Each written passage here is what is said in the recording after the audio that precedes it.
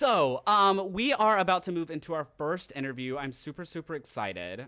First up for our interview, we have Henrykween, aka Enrique. Okay, so Henrykween is a wonderful, wonderful Valorant player. He also started with Dead by Daylight. Hello. Okay. Hello. Here we go. Here we go. Is this gonna work? Is this gonna work? I gotta move over Yes. here. Hi, it's working. Okay. Oh my gosh, I just built this, so I was like, oh my So gosh. proud of you. Thank you, thank you, thank you. So Happy you, stream anniversary. Thanks for thank having you. me on. This is so fun. Of Your course, room is so clean. oh girl, listen, I cleaned Never it right liked before that. this stream. So, you Enrique, Henrykween, what you want? Enrique's fine. Enrique's fine. What's your pronouns? He, him. Oh my He, gosh, him. I forgot for a second. he's like, oh no, no, no, what do I do? I The don't panic, know. the gay panic is real.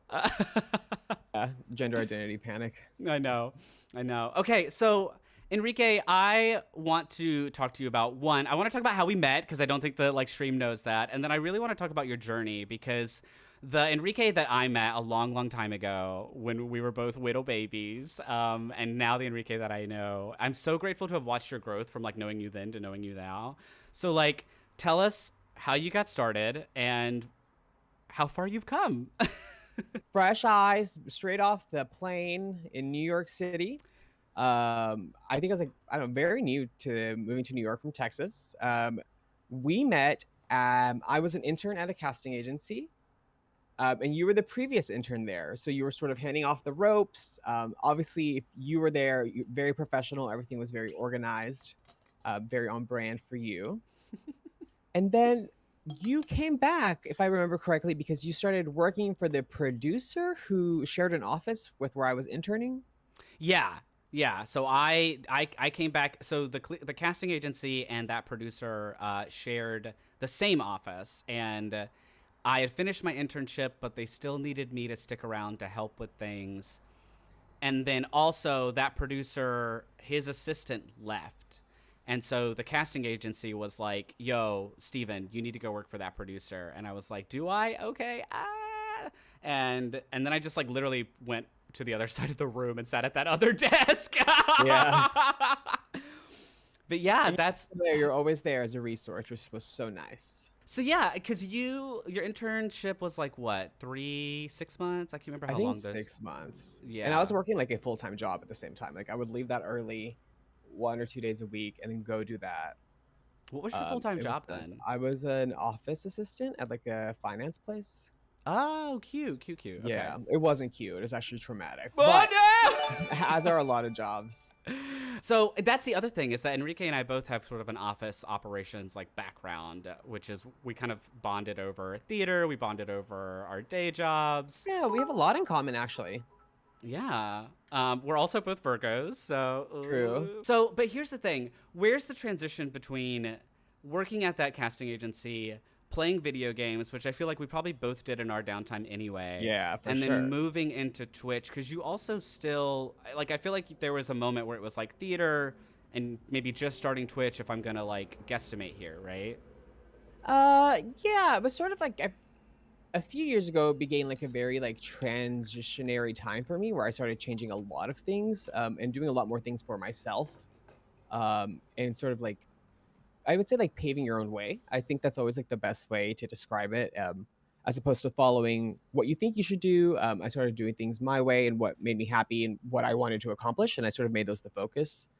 So I've always wanted to stream. I've been a big fan of Twitch for literally years. I would watch mainly because I love gaming. I would watch people game all the time, and eventually I was like, well, I think this is something I could do. So sometime during the pandemic, I ordered parts for a PC, built it myself, and was okay, I'm gonna start streaming.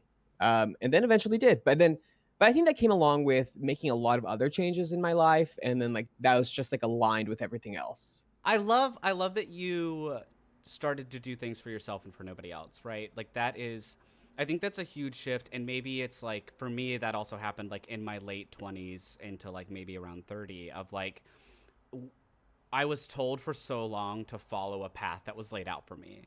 I was told to do this, and then you do that, and then you're going to work Hmm. here, and then you're going to try and get that, and then maybe this will happen for you, and maybe it won't. And I felt so out of control of my own journey. Yeah. And I'm very, very, very happy that you said that, because like I see that change, right? Like the Enrique that I met is not the Enrique that I know now, and I'm obsessed with the Enrique that I know now. You're like one of the most fabulous fucking people. I mean, but that's the same for you. I mean, you are just like I feel like at the top of your like game life since I've known you. You're like only going up, only getting better, and I think that's so nice, like to be able to say for yourself Yeah, as an it took me observer, a third party. on the side. I will say it took me a long time to get there. Like it took me a long time to own myself. I kept trying to find myself, and it was like, no, actually, there's nothing to find. Yeah, you Like already know. you already know and you already are. It's just accepting and owning that and like being really, really true to that. And I know that's like some RuPaul bullshit, but like, Yeah, you know, I think for the most part, everyone knows what they want to do and what makes them happy. It's a matter of acknowledging that that's something that you can do and just going for it. I think that's really it because really you can do anything. There's people making money doing some really dumb stuff. Like if money is a concern for you, it's not hard. It's all out there. You just got to go for it and keep improving, keep working. You just have to start. That's always the hardest step for everyone is starting. You have to yes. just take one step and continue one step at a time. Yeah, and it's one step at a time, and it's also not judging each step as it goes, right? Like Yeah. I think you can reflect on each step as it happens and get it out into the world, but like I see so many people who spend so much time planning and preparing and prepping to before they do the Exactly. thing, and then when they do the thing, there's like an expectation there that it's going to work, and it's not. Again, like this is a year right now of and Jenny, listen, Jenny and Mark know there have been many phone calls after streams of how frustrated I was in this process at the beginning. And then eventually I just stopped judging it and I stopped judging myself in comparison to others. Like full transparency, I would look at your Twitch page and I was like, bitch has like 800 fucking followers. Like, who am I? But like, again, what does that get me? Like, what does that serve me? Yeah. Nothing. Like, fucking nothing. It So, doesn't, and I think that's what I had to do too. I mean, this journey has, even though right now I think it's in a really great place, and like I'm like really finding my drift back up. I've had up and downs. Like for example, like if we're gonna talk just Twitch content creation, yeah, let's like go. I only streamed Dead by Daylight for like 9 months, or like you know what I mean. That's like the only thing I ever did, and they became very niche, and then there was growth and everything like that. But like after like I hit the 1800 hours of like that game, I was like, I don't enjoy this. Mm, So I sort of had to figure out what I can do, and I've tried a few different things. But mainly now I just focus on, it's a variety of things. I have to enjoy what I'm doing, or else yes. it's not going to be successful. Yes. And then I also think about how can I expand what I'm doing? Like, who am I as a person? What are my strengths? Because in reality, Twitch isn't just about gaming, and I think there's a lot of opportunity, especially when you have a great community. If you for social content, for a lot of different reasons, like setting a schedule for a variety of different things is makes you very like available, very open, and gives a lot of people to opportunity to connect with you in a lot of different ways. Sometimes like I'll watch my favorite streamer who's maybe not playing their favorite game, but was like, oh, I watch them because it's them and they're playing this other game, and maybe I can get into it. If I Yeah. can't, it's no big deal. Like I'll come back whenever they're doing something else, but those people will come back, so it doesn't really matter.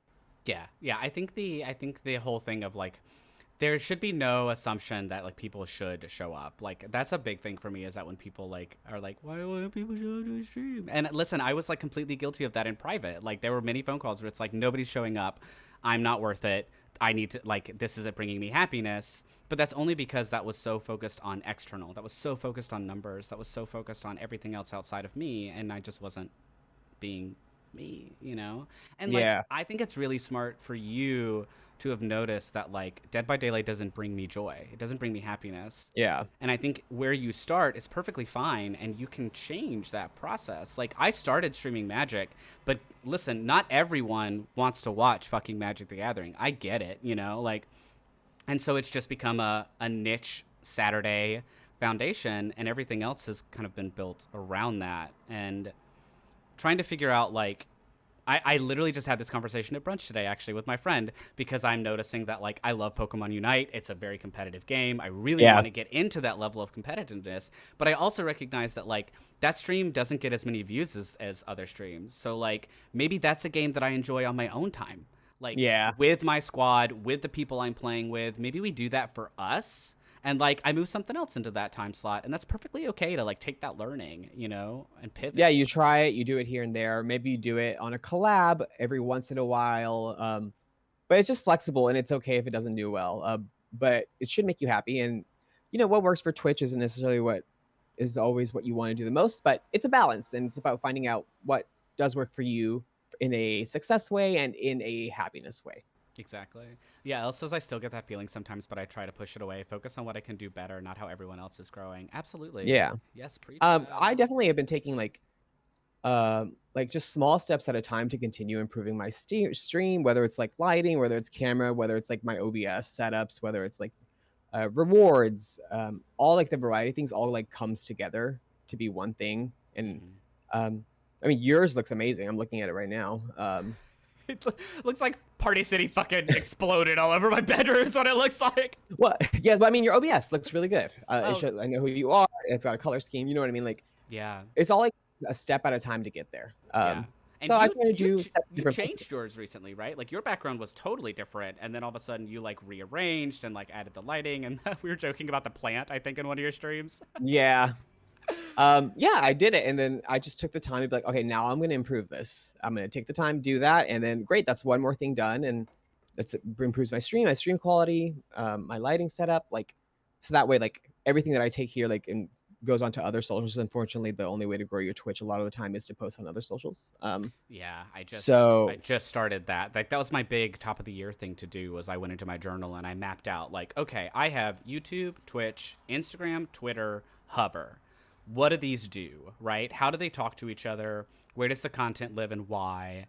And that was really helpful for me to sit down and map out because I think especially with content creation and social media, it gets so overwhelming to just like everything's gonna go somewhere, blast it out. yeah, I mean, I'm a big fan of join combo for like Twitch clips. It just makes it so easy for like TikTok and Hover and Reels. Oh, wait, what is this? Are you giving Um, us the tea right now? Oh my gosh, it's so easy. So if, like, for example, like I like go through and clip my stream post stream. Join combo lets you make it like TikTok and like Hover like optimized. So like if you just like click through, it imports all your clips. You put like a little circle over your head and like the camera, and it like lays it out in a TikTok fashion, a few varieties, different ways. Join combo. Oh, hold on, chat. I'm gonna grab this real So quick. it just like instantly makes them TikTok and Hover ready. Amazing. That's so cool. Yeah, so like literally sometimes, I mean, I've really gone further now to where like I'm editing a lot of my clips in Premiere post join combo to like add extra like memeing, or sometimes a clip isn't cut in a way that could be like the most comedic or the most like impactful. Yeah, and So like, I'm a step a little beyond that now. But I've worked my way up to it. Because now I'm like optimizing my clip process. I know how to get them through join combo really easy, and now I can start doing other things in Premiere. So it's just like adding additional layers at a time once I'm set otherwise with no rush. Like I couldn't have done this a few months ago, it would have been too much, but now I can. yes, absolutely. And that's like that is not judging the process as it unfolds. Like I was editing my highlights in Twitch directly and I was like, "Man, this thing is absolute garbage, but it's all that I Yeah. know right now." And then Mark and I actually started editing the games into YouTube videos and we taught each other Final Cut Pro. Shout out to Mark. Thank you so much for all of your help with Final Cut Pro. And now I just actually moved to DaVinci because I have a PC and now I'm reteaching myself DaVinci. So, I'm posting daily on TikTok now, and it's like it's gone beyond being easy. mm, And unfortunately, I mean, I work for a media company, everyone, so I can give some advice. It's TikTok, and it's unfortunately the platform where you have to post daily. mhm. I've gotten to the point where I can post daily, but it took me a little bit to get there. We used to be every few days, and from here, the next step is to post twice a day. That's a lot of content, though. Yeah. It is a lot of content for someone who works like full time, like we do, and Mhm. has like a million other interests and responsibilities. But it's like the step you have to take if you want to grow. So it's just a matter of doing it. Yeah. And quick advice for everyone else who has a YouTube channel: if you want your YouTube channel to grow, you have to be posting shorts. The algorithm is not going to be promoting your videos to anyone, especially as a small channel, but even less if you don't post shorts on a daily basis as well. Shorts is a requirement from YouTube currently to be successful. Yep. You have no choice. Like no, you actually don't have a choice. They are making you do it. They are making you do. You have absolutely no choice. There's a gun to your head. You must post the shorts. Yeah, there really is. No joke. Shorts is just like TikTok and Hover. You Mm-hmm. do it in the exact same way. It's the exact same vertical video platform. So fortunately, any like TikTok style clips, so it's that like long vertical, you can do that. You can post the same clip to Shorts, Reels, Hover, TikTok. Like it's the same. You can do the same video for all four. If I may plug my podcast, is that okay? Yes, please plug your podcast. Yeah. So my co-host Delay Dale and I, who's a fantastic streamer, have a weekly podcast called Easy Mode. It's about gaming, and we sort of come for it from a professionally casual. So for everyone who is an avid gamer, but it's sort of taking the voice, we're sort of like amplifying the voices of everyone else who's not like toxic gamer culture, or uh like really the majority of people who play games is the people who don't have the voice. So like not we're not like professionals, we're not like optimizers, we're not, sort of promoting certain like thoughts and process on how to play games. It's more for like how everyone plays. So that's what really our perspective. We charted top 40 US and Canada on Apple Podcasts, and also number one in Mexico and Spain as well. That was sort of fun. So make sure to check it out if you would like. We also have a YouTube channel. But my point is that me and someone else do socials for that, and we have to really think of it from like a business perspective and branding perspective. And it's fun for it to be separate from myself, because I can sort of take the personal element out of working on marketing for that. Yeah, Elle, I've been hating Hover and I've never used TikTok. I have been kind of slowly leaning into Hover more and more. I don't understand what is working on the platform. I keep posting different content, but I think that's the point, right? Like, especially when you're on a new platform like YouTube, like TikTok, like Hover, whatever, you gotta kind of throw a bunch of spaghetti at the wall and see what sticks and then start to replicate that. So nerds clipped me doing that oh hey where I came up from under the table and just said oh hey to start the stream. The damn thing's got over 400 views on Hover, Nice. and everything else How is long like is the clip? the clip is like 10 seconds. So Yeah. TikTok and Hover are really pushing anything 10 seconds, really 7 seconds and under, but 10 seconds and under right now. See, that's crazy. Like, I did not know that, and I was like, why is this thing? Every other clip is like 20 views, but they're like Yeah. full 60-second like clips. So Yeah.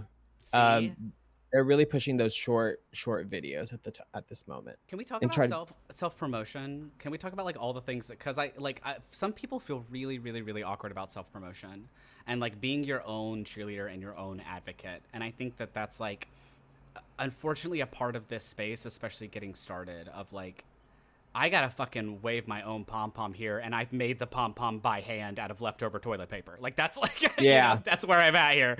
Have you ever felt that sort of like self consciousness or anything, especially when you were getting started? Getting started at first for sure, but I've always been a very social person. You are. So like engaging with others and stuff like that has always been fairly easy, and for the most part I'm always received with a lot of kindness and interest. But I would say like you have to, because no one else is going to, and also people will come from your own self promotion if you do it in a very like genuine and like inviting way, Mm-hmm. because there are people looking for people to watch. There are people who are going to be interested, and it's about like the small percentage of retention. For example, when you get rated, let's say you get rated by 200 people. If two A people dream. stay, I mean, yeah. But like if two or one person stays and it's a consistent viewer in your stream, I feel like that's like pretty big accomplishment. So like that's always like the main thing, is just to like think about like visibility versus like retention, and what does that look like, and what is that to have like a realistic thought on that. But I Yeah. think like I always promote what I'm doing. I try to create it as entertaining as possible, and I just try to be as like myself as possible. I would say that a lot of people, especially right now, if you're like on like Twitch Talk or like Streamer Advice TikTok, like everyone's starting to see like through the BS, mainly Yes. because everyone's doing the content, so everyone can see through it. Yes.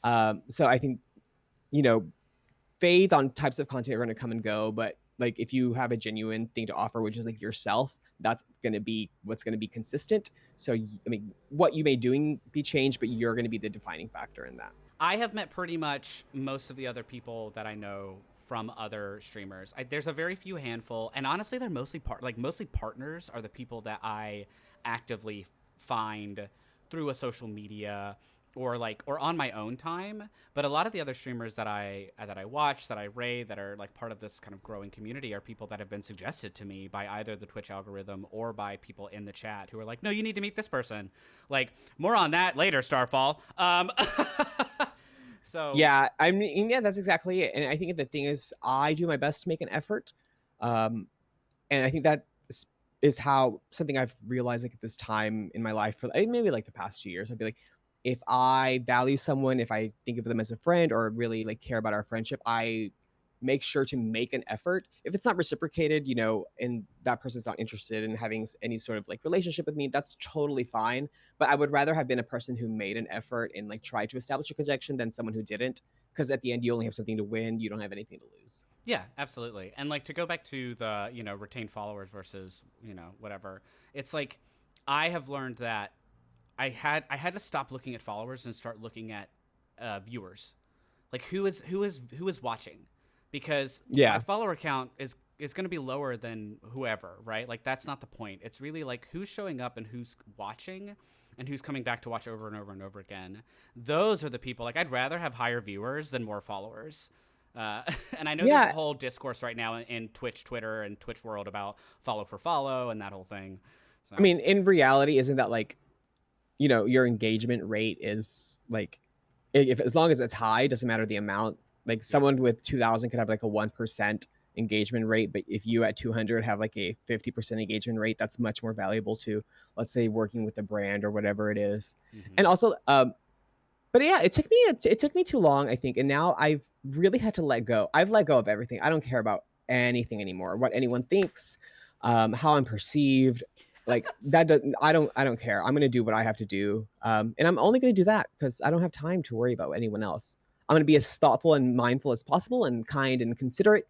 But other than that, I'm just gonna do what I'm gonna do. If people want to come see me, they can, and I think they will. So Yeah, um, there you I think go. that's all that matters. But I've stopped worried about perception. I don't have to worry about that. I'm done.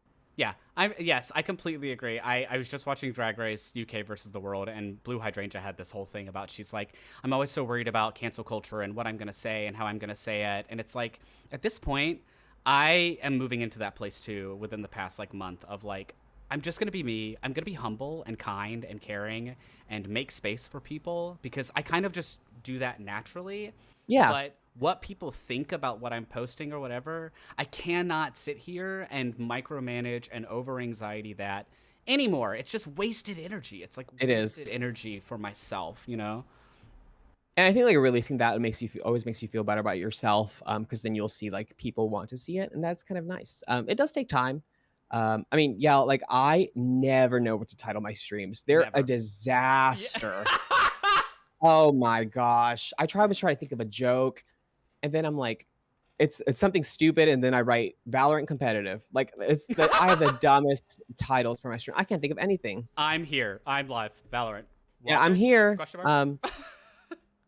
That's it. I'm still doing this same thing that upsets me, but Yeah. that's another conversation. That is another conversation. Also, I will shout out.